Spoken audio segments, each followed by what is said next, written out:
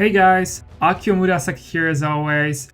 In this video, I kind of want to cover, well, a lot of things when it comes to Blue Protocol Star Resonance. I'm going to do a review plus gameplay of most of the game, going to showcase a lot of the features that the game has to offer, and I think give a fairly balanced opinion from someone that has been playing MMORPGs and gacha games for the last, well, a lot of years in fact. I've been playing MMOs, I think, since the early dial-up years, have a lot of experience with them, know the core competence of MMORPGs.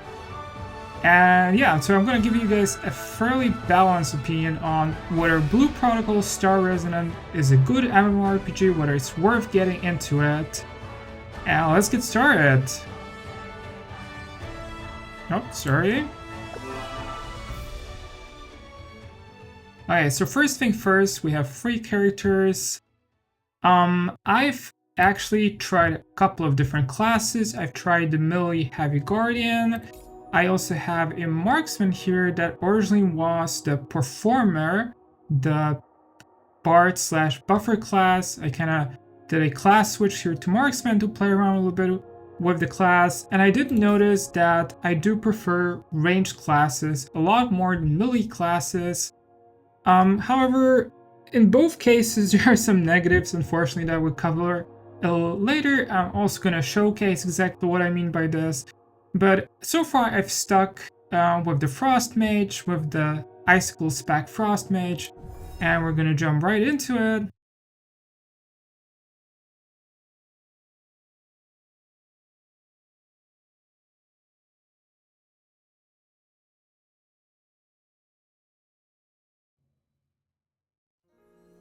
Okay, so here we are.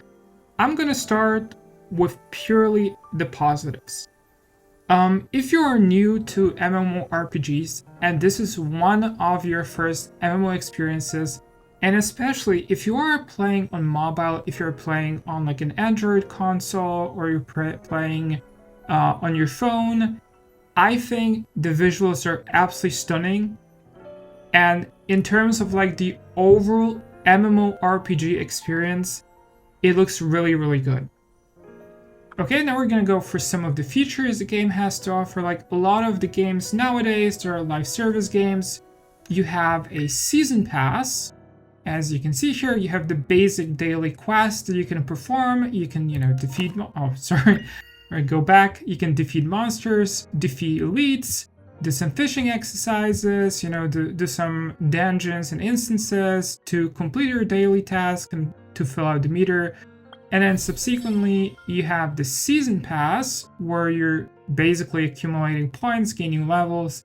And then if you have the basic Season Pass, which is then the free-to-play version, then after leveling, you are unlocking these rewards here, all the way up to, as you can see here, we go all the way up to level 100? 100, I'm guessing. Correct, yes. So up to level 100. With the advanced, you're of course getting twice as much, so you're getting the basics plus of course the advanced value that you get when you buy the actual season pass. So that's that. We have of course also the store, where for your gems, for the not the locked gems but for the unlocked gems, you can buy a lot of things. You can buy clothing as well for actual money, so not just the gems. You can buy some stuff for the gems. This is of course the clothing. You can have different clothing components here with some, as you can see, some discounts as well. And again, as I said, this is for actual gems. This is not for the so-called block gems, for the bound rose orbs. This is kind of like the, I guess, free, quote-unquote, freemium currency. So not the actual premium currency, which would be the non-bound rose orbs. And you have quite a lot of these. You have a fashion store as well. You have the mystery store. A lot of different other things. Some of them you can buy for the bound rose orbs. So that's that. Then you also have kind of like a rundown of the different features you can do daily and weekly. These are kind of, I think it's for like an MMORPG, it's a really nice feature because it gives you kind of like a one-button overview of what you can do in the game to either gain gemstones for enhancing or not enhancing, for infusing in your gear, where you can also get elite gear from these various boss fights and dungeons. You also have leisure activities. You have, for instance, dancing that you can do with other players. You can do boss fights as well, as you can see here. A lot of different things you can do in Blue Protocol Star Resonance. Tons and tons. And we covered the season hub, we covered the season pass. There's also the Wish, which is basically, I guess you could say our gacha system, where you have the limited outfits and then you also have the mounts. All of these you need to buy, of course, with the regular premium currency. You need to buy the Mulix Wish coins. You also have very basic things like your character card here, with the ability score, with your adventurer class. The nice thing I noticed about Blue Protocol is that you can switch classes freely. There's a catch, of course. For every class that you want to unlock, you need to go to one of the NPCs in Star Elites and you need to submit a gem. I can't remember what the gem was called, but you need to submit a gem to unlock the class, but then you can basically, on a single character, play all of the classes.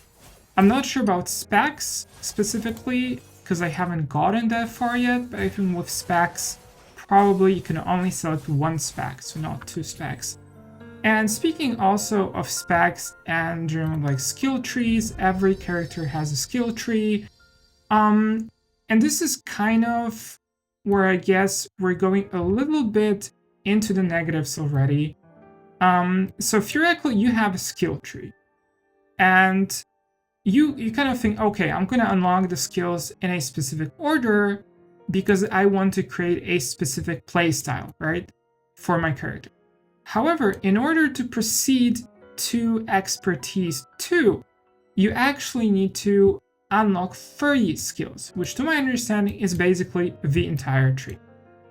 Which kind of kills a little bit the idea of you having like a specific spec for your character. If you have a tree, there should be some intention of you unlocking only parts of the tree before moving on, but no, you actually do need to unlock everything.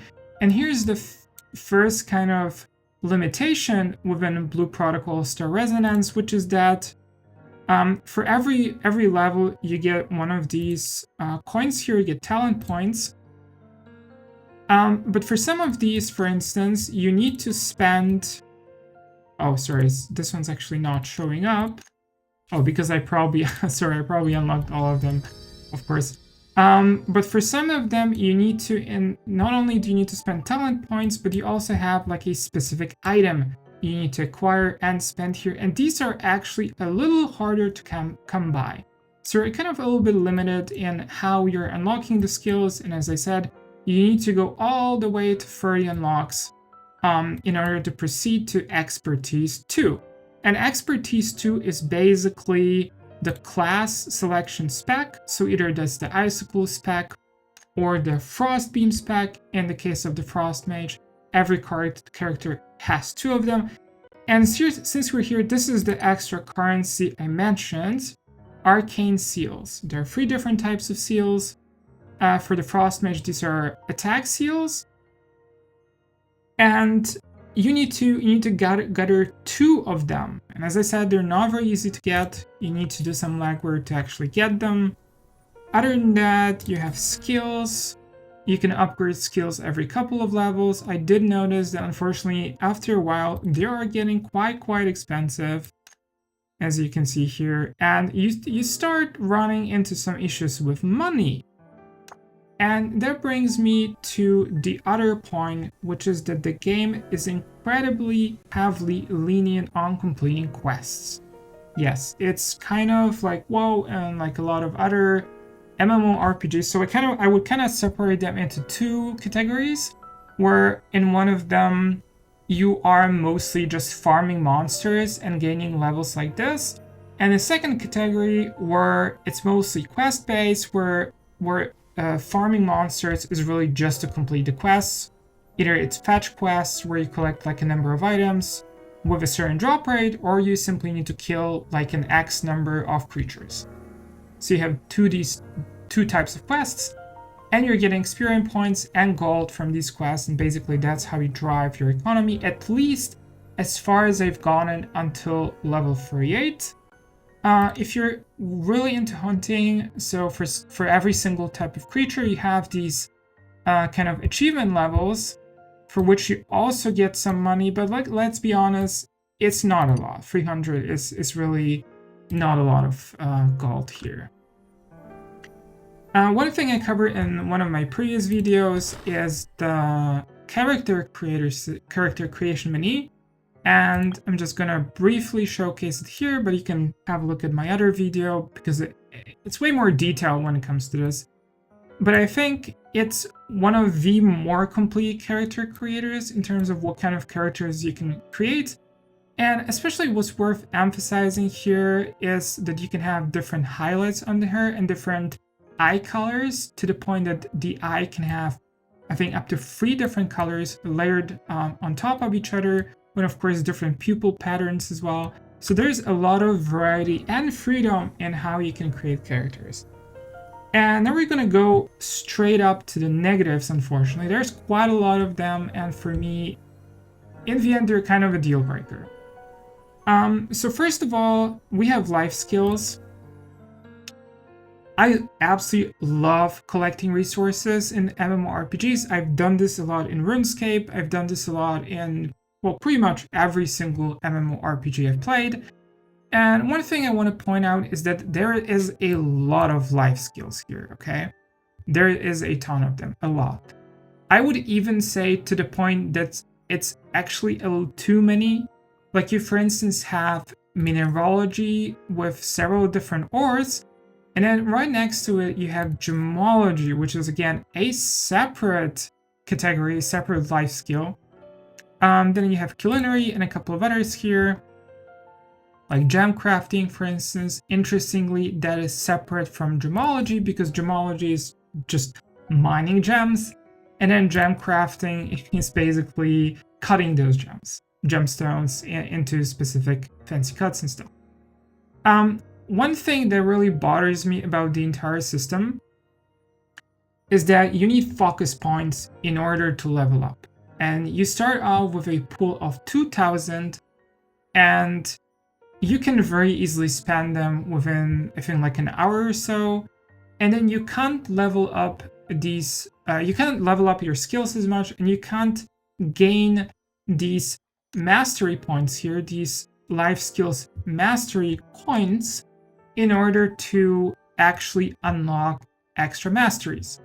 So we're gonna go into botany, and as you can see here, I've kind of picked up all 3 of them, all 3 different ones. Probably not the best idea, but I wanted to get all the way to pro for each of them. Together that's 6, and to get all of them in order to be able to get like high level mushrooms and fruits and also herbs. And we're going to go into the other point, which is basically that there is simply too many of them. If you have one skill called botany, it should really only be 1 novice and 1 pro. Separating this into 3 different skills is kind of like artificially making it harder. And the fact that you can only level them up by spending focus points makes everything way more complicated, and it basically makes some of these skills unspammable.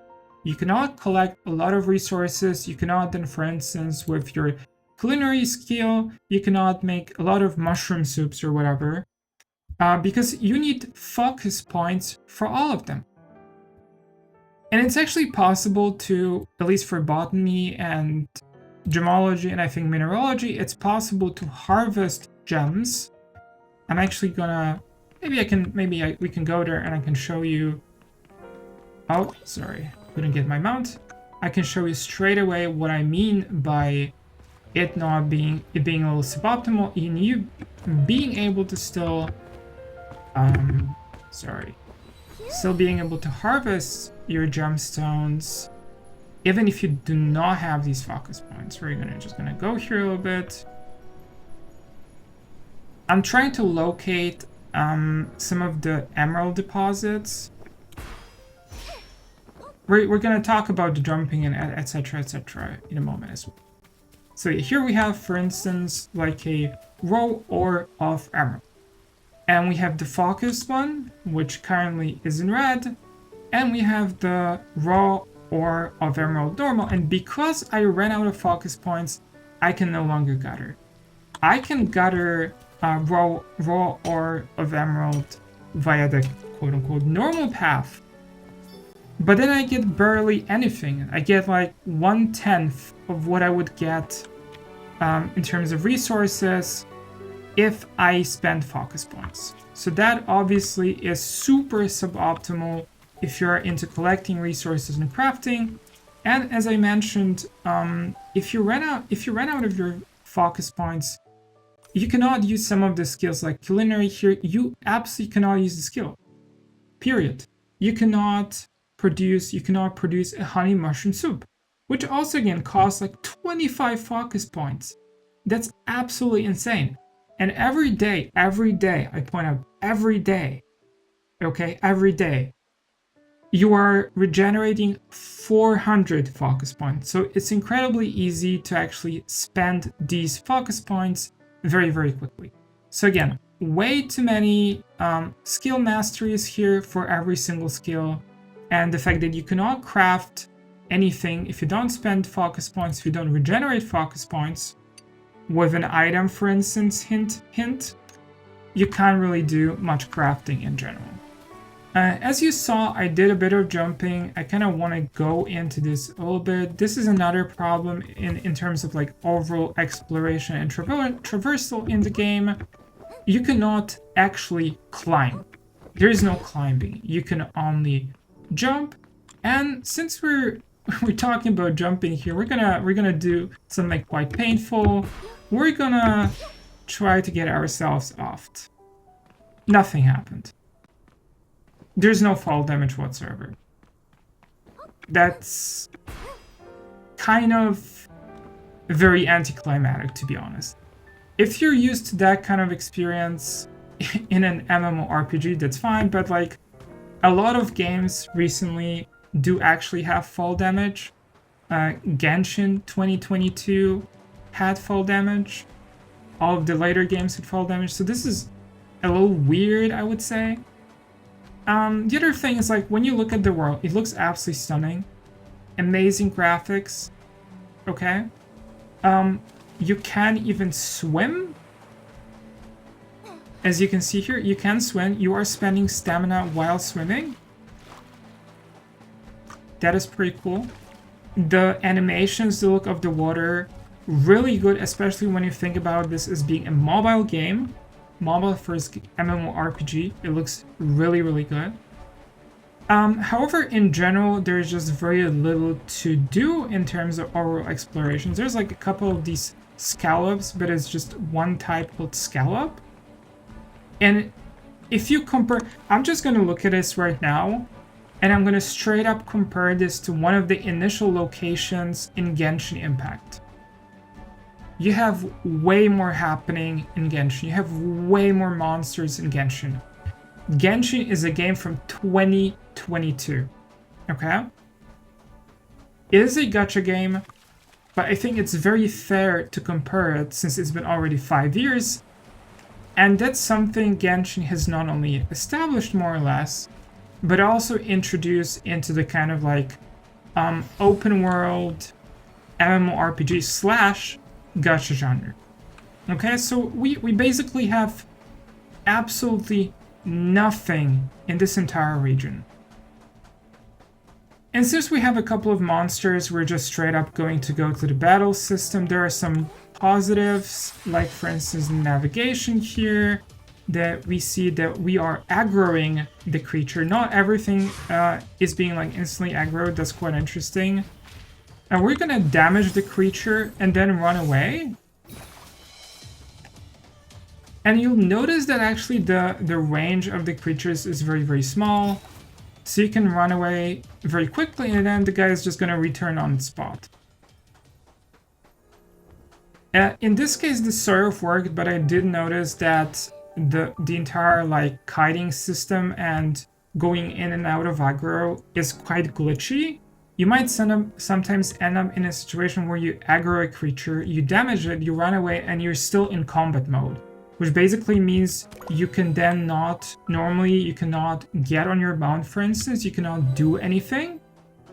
Yeah, so this is kind of I would say very, very suboptimal, unsurprisingly. But we got this guy, and notice his hit points did not actually regenerate. He was still there in that state. And since we're talking about combat, we are now getting to the other thing, which is monster respawns.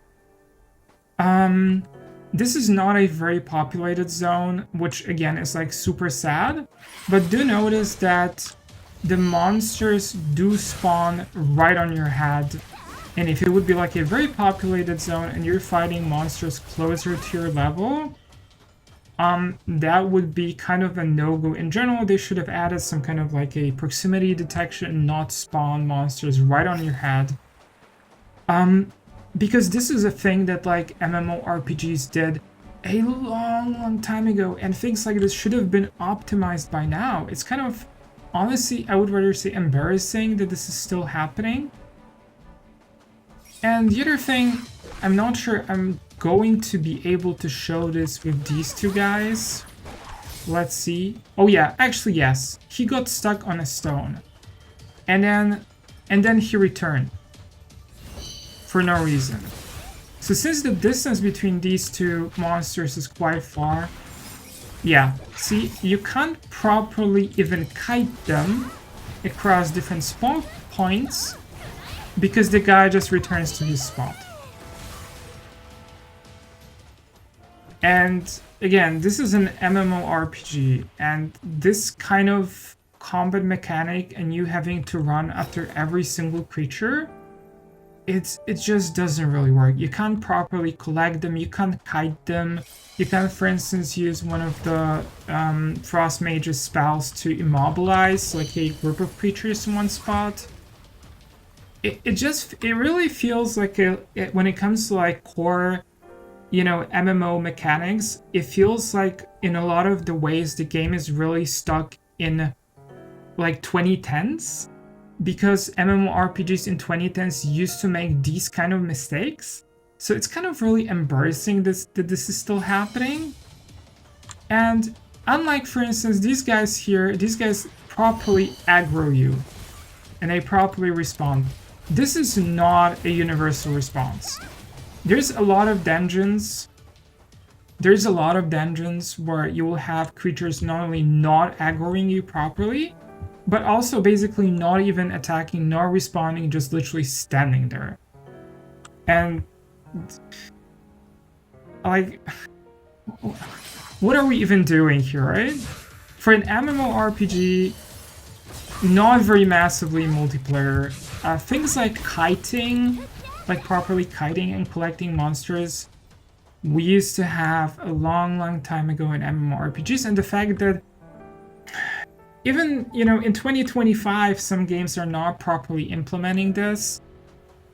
And I'm not gonna show you like a dungeon or a boss fight here. I don't want to go into this because that would make the video even longer.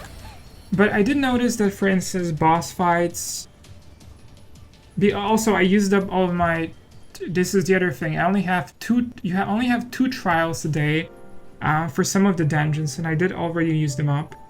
One of the problems with kind of boss instances is that you can get instead of like collecting like a human party, you can get, they did it as a quality of life feature, but basically you can add AI companions which are like hyper optimized in terms of performance and using skills and everything.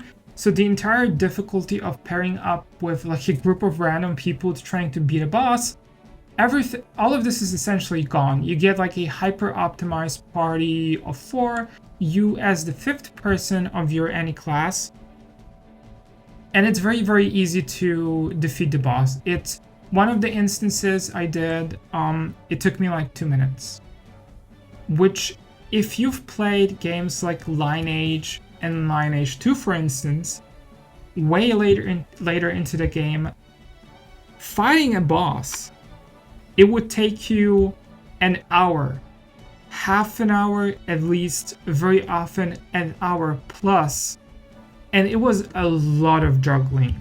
It was a lot of positioning, how you had to position your tank, not in front of the other characters, but in the other direction to not to let the party take any of the AoE damage, for instance.